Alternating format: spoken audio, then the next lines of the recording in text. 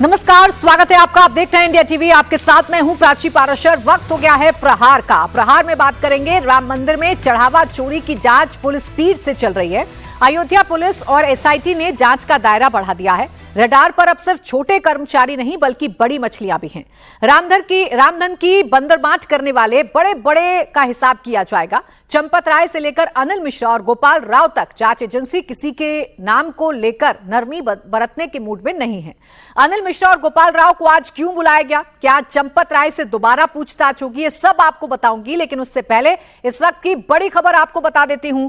चढ़ावा चोरी की जांच फुल स्पीड में चल रही है। अविनाश शुक्ला तो छोटी मछली है, इस मामले में कई बड़े चेहरों से नकाब उठना बाकी है। इस बीच अयोध्या से बड़ी खबर आ रही है। एसआईटी एक बार फिर राम मंदिर परिसर में पहुंच गई है। राम मंदिर परिसर में इस समय एसआईटी के अधिकारी पूछताछ कर रहे हैं। मंदिर के सेवादारों और दूसरे कर्मचारियों से सवाल जवाब किए जा रहे हैं। एसआईटी आज अनिल मिश्रा और गोपाल राव से दोबारा पूछताछ करेगी। कल एसआईटी ने दोनों से बंद कमरे में करीब 5 घंटे तक पूछताछ की थी और अब आज एसआईटी ने गोपाल राव और अनिल मिश्रा को बैंक डिटेल और मंदिर में कर्मचारियों की ज्वाइनिंग से जुड़े दस्तावेजों के साथ बुलाया है। गोपाल राव और अनिल मिश्रा के अलावा आज चंपत राय से भी पूछताछ हो सकती है। एसआईटी को शक है कि चढ़ावा चोरी में सिर्फ वही 8 लोग शामिल नहीं हैं जो इस वक्त जेल में हैं, बल्कि इस लूट में कई और लोग शामिल हो सकते हैं, जिनका पता लगाने के लिए एसआईटी लगातार पूछताछ कर रही है। बाकी सेवादारों से पूछताछ की जा रही है। अनिल मिश्रा, गोपाल राव से कल पूछताछ की गई और आज फिर अनिल मिश्रा और गोपाल राव से पूछताछ की जाएगी। और माना यह जा रहा है कि चंपत राय से भी दोबारा पूछताछ एसआईटी कर सकती है। रुचि कुमार मेरी सहयोगी इस वक्त जुड़ गई हैं ज्यादा जानकारी के साथ। रुचि, बताइए अभी तक एसआईटी की जांच कहां तक पहुंची है? अनिल मिश्रा, गोपाल राव से जब सवाल जवाब हो रहे हैं तो क्या पता चल पा रहा है? देखिए, दिक्कत ये है एसआईटी के सामने कि सिर्फ 45 दिन का सीसीटीवी फुटेज उनके सामने है और वो जो सीसीटीवी था उसके ज़रिए तो 8 लोगों को गिरफ्तार पुलिस ने कर लिया है। वो दिखे हैं उसमें चोरी करते हुए और उन्होंने एसआईटी के सामने ये कबूल किया है कि हाँ, वो जो चढ़ावा था उससे पैसा निकाल रहे थे। लेकिन उन 45 दिनों के अलावा वहाँ पे चोरी कैसे हो रही थी, कौन कौन लोग उसमें शामिल थे, ये सारे सवालों के जवाब एसआईटी को चाहिए। अब क्योंकि कोई एविडेंस उस तरह का जैसे सीसीटीवी होता अगर जो 180 दिन का रखा जाना चाहिए था, तो 180 दिन का उनको सब मिल जाता, देख लेते। वो टाइम लगता उसको देखने में, लेकिन उनको दिख जाता कि कौन कहाँ कैसे चोरी कर रहा है, लेकिन वो तो है नहीं। तो अब एसआईटी में जो हमारे ऑफिसर से बात हुई है, उनका ये कहना है कि इसका एक तरीका है, कोई भी बच नहीं पाएगा। जिसने भी चढ़ावे में चोरी की होगी उसको हम पकड़ेंगे। उसका तरीका ये है कि ये देखा जा रहा है कि कौन से महीने में कितने श्रद्धालु वहाँ पर आए और चढ़ावा कितना जमा हुआ बैंक में, वो निकाला जा रहा है। साथ में जिन लोगों के ऊपर आरोप है उस दौरान या जब से मंदिर 2024 में जब वहाँ पे गर्भगृह में भगवान विराजमान हो गए, उसके बाद से जो ट्रस्ट के लोग हैं या जो वहाँ सेवादार हैं या जो लोगों पे आरोप है, उनकी प्रॉपर्टी क्या ज़्यादा बढ़ गई, क्या उनके बैंक में एकदम से ज़्यादा पैसा आने लगा, ये सारी चीज़ें पड़ताल करके एसआईटी ये समझेगी कि और कौन कौन लोग इस पूरे चढ़ावा कांड में शामिल हैं, कौन कौन आरोपी हैं। तो इसीलिए पूछताछ हो रही है। डॉक्टर अनिल मिश्रा से भी कहा गया है, गोपाल राव से भी कहा गया। गोपाल राव से तो पहले दौर में बहुत पूछताछ हुई थी 5 दिनों में। अनिल मिश्रा क्योंकि थे नहीं, बाद में आए, लेकिन वो ठीक से कोऑपरेट नहीं कर रहे थे, तो उनसे बहुत सारे सवाल अभी पूछे जाने हैं। तो ऐसा कहा गया है कि डॉक्टर अनिल मिश्रा से आज बैंक के सारे बिल्कुल रुचि, ये बड़ी बात आप कह रही हैं कि एसआईटी ये साफ कह रही है कि सिर्फ 8 आरोपियों तक ये जांच सीमित नहीं रहेगी, बड़े लोगों तक भी एसआईटी की जांच बढ़ेगी। और इसी कड़ी में चाहे चंपत राय हो, अनिल मिश्रा हो या गोपाल राव हो, इनसे भी पूछताछ की दोबारा तैयारी की जा रही है। चंपत राय के राइट हैंड कहे जाने वाले रामशंकर यादव उर्फ टिन्नू यादव को लेकर एक बड़ा खुलासा हुआ है। टिन्नू यादव पर चंपत राय की विशेष कृपा थी, जिस वजह से राम मंदिर के बाकी सहकर्मी टिन्नू यादव को अघोषित सर्वे सर्वा कहते थे। दान पात्रों और काउंटिंग सेंटर की चाबी टिन्नू यादव के अलावा उसके भाई बलराम यादव के पास भी रहती थी। राम मंदिर में काम करने वाले नाम ना बताने पर इंडिया टीवी से उसने कहा है कि चंपत राय ने 2 लोगों को पूरी छूट दे रखी थी, जिसमें एक अनिल मिश्रा थे और दूसरा टिन्नू यादव। टिन्नू ने अपनी फैमिली के 5 लोगों को मंदिर में नौकरी पर रखा था, जिसमें उसका सगा भाई बलराम यादव, भतीजा मनीष यादव, बहन और दूसरे रिश्तेदार शामिल हैं। टिन्नू की केवल मंदिर में ही नहीं बल्कि रामनगरी में भी एक पैरेलल सिस्टम चलाता था, जिसके सामने अयोध्या का प्रशासन भी नतमस्तक रहता था। तो अब देखिए रुचि, वो टिन्नू यादव जिसकी हैसियत एक ऑटो चालक के तौर पर थी या उसके ऑटो चला करते थे, एकाएक टिन्नू यादव की हैसियत कैसे बढ़ गई कि वो ना सिर्फ मंदिर में अपनी मनमानी करता था, अयोध्या में मनमानी करता था और पूरा प्रशासन उसके सामने नतमस्तक रहता था। कहीं ना कहीं चंपत राय की भूमिका है। बिल्कुल, क्योंकि टिन्नू यादव तो चंपत राय का ही नज़दीकी बताया जा रहा है कि चंपत राय ने ही मंदिर में सेवादार टिन्नू यादव को रखा। टिन्नू यादव अपने भतीजे को ले आया, मनीष यादव को, और जो बाकी लोग आए वो भी ट्रस्ट की सिफारिश पे ही बैंक ने जो आउटसोर्स कर्मचारी रखने थे, जो सिक्योरिटी एजेंसी थी, वो कहने पे रखे गए। अब ये भी आरोप लग रहे हैं कि रिश्वत लेकर वहाँ पर लोगों की को नौकरी दी गई, गिनती के काम में लगाया गया। अब जहाँ तक टिन्नू यादव का सवाल है तो टिन्नू यादव तो वहाँ पे बहुत ताकतवर हुआ करता था, क्योंकि जो पूरा मंदिर था उसमें आप सोचिए कि बड़ा महाराज चंपत राय को कहा जाता था और छोटा महाराज डॉक्टर अनिल मिश्रा को कहा जाता था, और टिन्नू को भी टिन्नू महाराज कहा जाता था। तो इतना ताकतवर टिन्नू महाराज था, क्योंकि ये कहा जाता है कि उसी के कहने पे मंदिर में हर जगह हर तरह का काम होता था। चाबियां टिन्नू यादव के पास थी, चाहे दान पात्र की हो या जो कलेक्शन सेंटर में तिजोरी लॉकर था उसकी चाबियां टिन्नू के पास थी।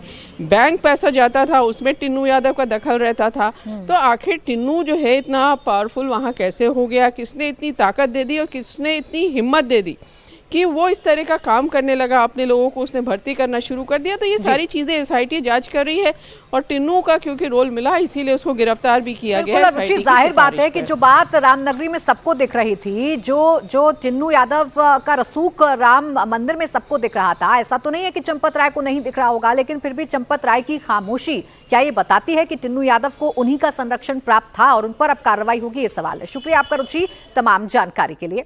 आज चढ़ावा चोरी में गिरफ्तार आरोपी अविनाश शुक्ला से भी पूछताछ हो रही है। अविनाश शुक्ला को अयोध्या पुलिस ने 13 घंटे की रिमांड पर लिया है।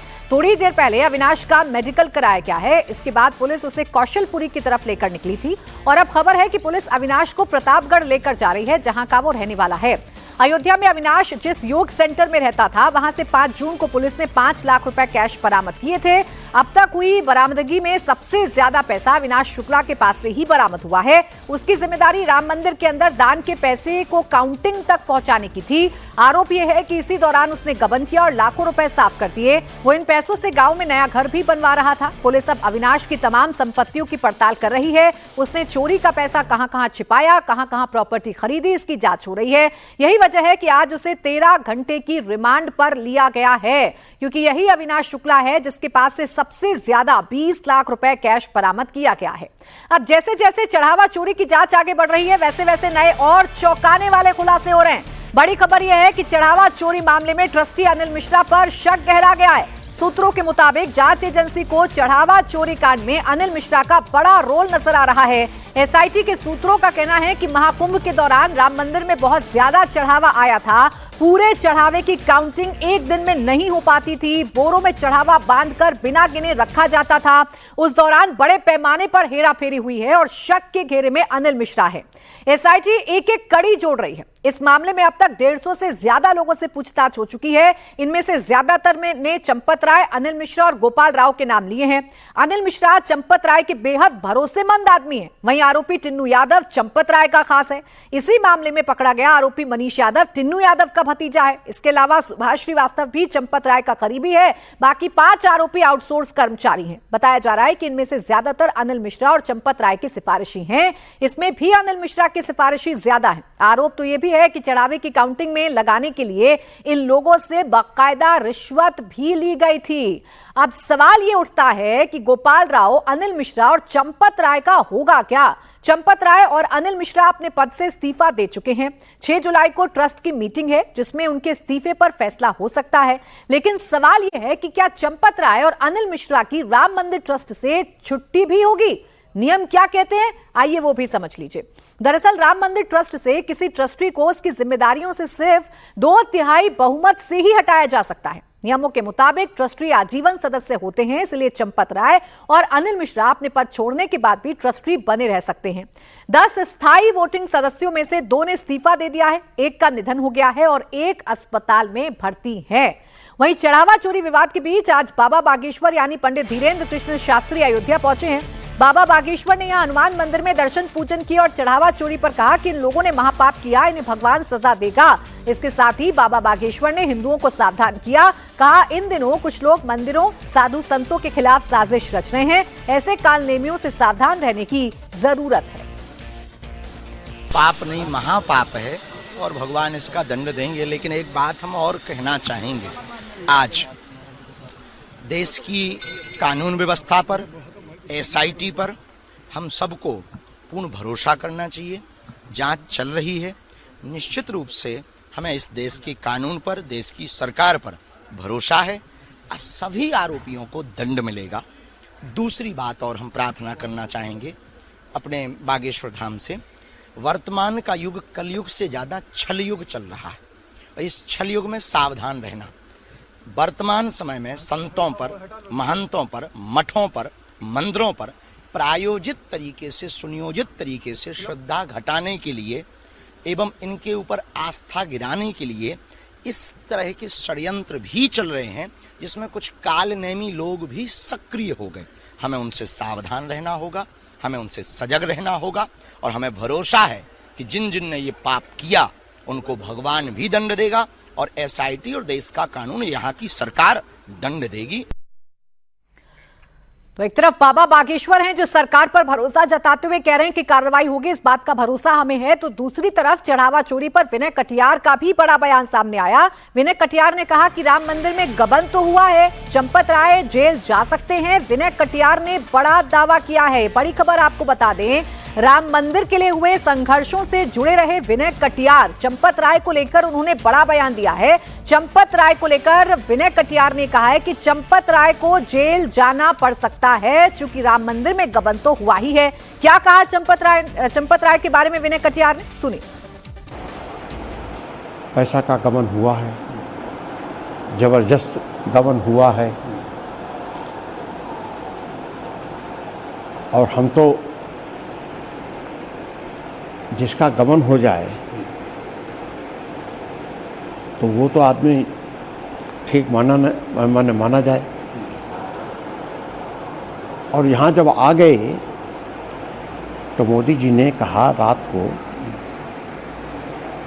वो 1:30-2 बज गए होंगे रात के, तो उन्होंने कहा कि अरे भाई क्या क्या होगा अब। अरे तो मैंने कहा कि सब ठीक हो जाएगा, कुछ तो है नहीं। लेकिन जब हम यहाँ आ गए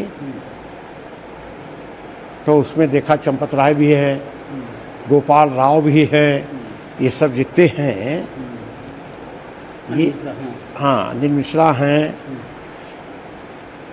तो ये तो किसी कारण से थोड़ा बच गए, जेल नहीं जा पा रहे हैं। अब हो सकता आगे जाएं। अभी अब देखिए, जिस तरफ विनय कटियार इशारा कर रहे हैं, सवाल यही है कि चंपत राय, गोपाल राव और अनिल मिश्रा, क्या इनको जेल जाना पड़ेगा? क्या इन पर सख्त कार्रवाई देखने को मिलेगी? क्योंकि एक एक किरदार पर कई बड़े सवाल हैं। गोपाल राव को लेकर भी बड़े सवाल हैं। गोपाल राव पर आरोप है कि उन्हें वैष्णव संप्रदाय के रीति रिवाज नहीं पता है, वो अपनी मनमर्जी करते हैं, ट्रस्ट के मेंबर्स को एक दूसरे के खिलाफ उकसाते हैं। उन्हीं का दखल बढ़ने के बाद से चढ़ावा चोरी जैसे अपराध शुरू हुए। निर्मोही अखाड़े के महंत और राम मंदिर ट्रस्ट के ट्रस्टी दिनेंद्र दास जी ने कहा कि जब से गोपाल जी अयोध्या आए हैं तब से ही ट्रस्ट में गड़बड़ियों की शुरुआत हुई। बीजेपी नेता विनय कटियार ने भी गोपाल राव पर सवाल उठाए, कहा कि गोपाल राव को अब अयोध्या छोड़कर वापस साउथ जाना पड़ेगा। वो छोड़ने वाले नहीं है, SIT है ना, तो पूरा काम करेगी। और इसमें अब नाम हम किसी को नहीं बताएंगे जल्दी। वहाँ एक गोपाल है, गोपाल राव, वो सबसे बेकार आदमी था।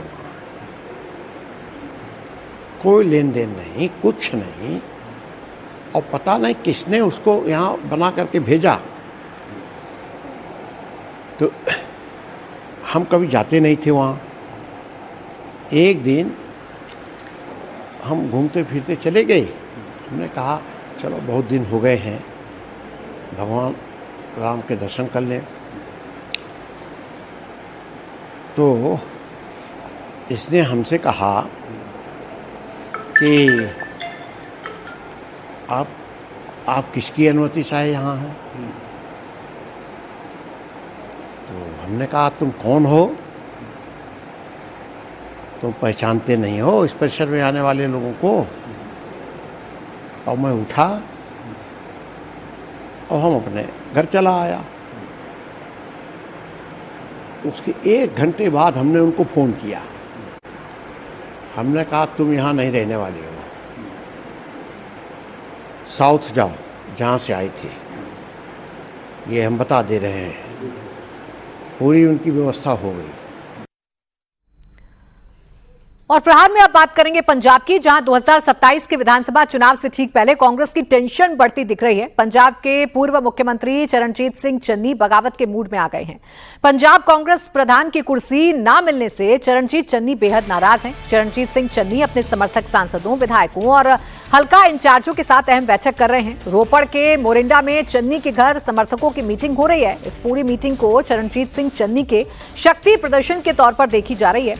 चन्नी अपने समर्थकों के साथ विचार विमर्श करके कोई बड़ा फैसला ले सकते हैं। राजनीतिक सूत्रों के मुताबिक चन्नी चाहते हैं कि या तो उन्हें पंजाब कांग्रेस का अध्यक्ष बनाया जाए या फिर सीएम फेस घोषित किया जाए। कांग्रेस का ट्रेंड है, लेकिन कांग्रेस जट सिखों को नाराज नहीं करना चाहती, इसलिए पंजाब अध्यक्ष के पद पर राजा वडिंग को नहीं हटाया जाएगा। चन्नी को पूरी कमान देने की बजाय चुनाव प्रचार समिति का चेयरमैन नियुक्त किया गया है। पंजाब में सीएम फेस ना होने पर ज्यादातर प्रधान पद वाले नेता को ही बहुमत मिलने पर मुख्यमंत्री बनाया जाता है। इसलिए चरणजीत सिंह चन्नी और उनके समर्थक पार्टी के फैसले से खफा हैं। नई टीम के ऐलान के बाद से ही चन्नी ने गहरी चुप्पी साध रखी है, जबकि चन्नी के समर्थक खुले तौर पर कांग्रेस आलाकमान से उन्हें सीएम फेस घोषित करने की मांग कर रहे हैं। पर लोकां चों आवाज ਇਹ ਉੱਠ ਰਹੀ ਸੀ ਵੀ ਜੇ ਕਾਂਗਰਸ ਨੇ ਆਉਣ ਵਾਲੀ ਸਰਕਾਰ ਬਣਾਉਣੀ ਹੈ ਤਾਂ ਚਰਨਜੀਤ ਸਿੰਘ ਚੰਨੀ ਨੂੰ ਅੱਗੇ ਲਾ ਲੈਣ। ਪਰ ਲੱਗਦਾ ਕੀ ਹੈ ਕਿ ਕਮੀ ਕਿੱਥੇ ਰਹੀ ਹੈ? ਚਿਹਰਾ ਹੋਣਾ ਚਾਹੀਏ, ਸੀਐਮ ਚਿਹਰਾ ਵੀ ਹੋਣਾ ਚਾਹੀਦਾ। ਨੈਚੁਰਲੀ ਜਿਹੜਾ ਪ੍ਰਧਾਨ ਹੋਏਗਾ ਉਹਨੂੰ ਸੀਐਮ ਚਿਹਰਾ ਹੀ ਬਣਾਇਆ ਜਾ ਸਕਦਾ ਹੈ। ਉਹ ਆਪਦੇ ਕੰਟਰੋਲ ਮੁਤਾਬਕ, ਆਪਦੇ ਸਿਸਟਮ ਮੁਤਾਬਕ ਪਾਰਟੀ ਦੀ ਆਰਗੇਨਾਈਜੇਸ਼ਨ ਬਣਾ ਲੇਗਾ। ਫਿਰ ਉਵੇਂ ਉਸ ਤਰੀਕੇ ਨਾਲ ਇਲੈਕਸ਼ਨ ਦੇ ਵਿੱਚ ਰਾਜਾ ਵੜਿੰਗ ਕੀ ਸੰਤੁਸ਼ਟ ਨਹੀਂ ਹੈ। ਨਹੀਂ, ਸੰਤੁਸ਼ਟੀ ਨਾ ਸੰਤੁਸ਼ਟੀ ਦੀ ਗੱਲ ਨਹੀਂ ਹੁੰਦੀ, ਲੋਕਾਂ ਦੀ ਆਵਾਜ਼ ਹੁੰਦੀ ਹੈ ਇੱਕ। ਹਾਂ, ਲੋਕਾਂ ਦੀ ਆਵਾਜ਼ ਚੰਨੀ ਸਾਹਿਬ ਦੇ ਫੇਵਰ ਚ ਹੈ। राजा वड़िंग की फेवर में कोई सरकार नहीं बनेगी कांग्रेस की। लोगों की आवाज यह भी नहीं बनेगी। फिर किनको बनाना चाहिए? अब देखिए, 2022 में चरणजीत सिंह चन्नी की अगुवाई में लड़कर कांग्रेस पंजाब की सत्ता से बाहर हो गई थी। चन्नी खुद मुख्यमंत्री रहते 2 सीटों से चुनाव हार गए थे। पंजाब में अब 2027 चुनाव से पहले कांग्रेस ने अपनी स्टेट यूनिट को रिस्ट्रक्चर किया है। अमरिंदर सिंह राजा वडिंग को प्रदेश अध्यक्ष, प्रताप सिंह बाजवा को नेता प्रतिपक्ष पर बरकरार रखा गया है। पूर्व मुख्यमंत्री चरणजीत सिंह चन्नी को चुनाव प्रचार समिति का चेयरमैन बनाया गया है। सुखविंदर सिंह डैनी, राजकुमार वेरका और संगत सिंह को कार्यकारी अध्यक्ष की जिम्मेदारी दी गई है। इसी तरह विजय इंदर सिंगला को इलेक्शन मैनेजमेंट कमेटी का चेयरमैन बनाया गया है। सुखजिंदर सिंह रंधावा कोर कमेटी के मुखिया होंगे, जबकि अमर सिंह को घोषणा पत्र समिति का अध्यक्ष बनाया गया है। चन्नी के समर्थक पार्टी के फैसले से खुश नहीं हैं। वो चरणजीत सिंह चन्नी को सूबे का पार्टी प्रधान और मुख्यमंत्री का चेहरा घोषित करने की डिमांड कर रहे हैं।